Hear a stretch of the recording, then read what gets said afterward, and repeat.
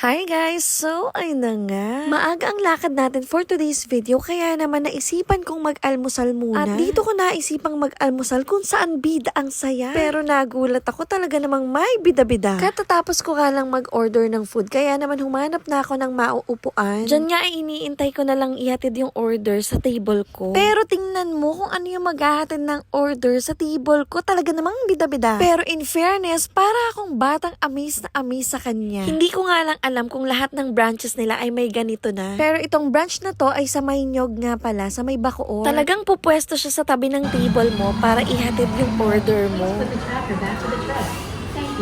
Pagkapwesto nga ng Jollibot na yan, ay kinuha ko na agad yung order ko. Nagbibigay din siya ng instructions kung paano ang gagawin mo, kaya hindi ka malilito. Kukunin mo nga lang yung food na in-order mo, tapos kapalit niya na ilalagay mo na yung tracker sa kanya. Bye! In fairness, marunong mag-thank you. At si Kuyang nakakita kung paano inihatid yung pagkain ko ay talaga namang na-amaze din. Ito nga pala yung nakalagay dito sa table kung saan mo ilalagay yung tracker. Para mas mabilis ka daw matunto ng Jollibot nila. O, di ba pinanindigan talaga nila ang pagiging bida. O siya, wag niyo akong kalimutang i-follow for more updates. Thank you for watching. Yun lang. Bye!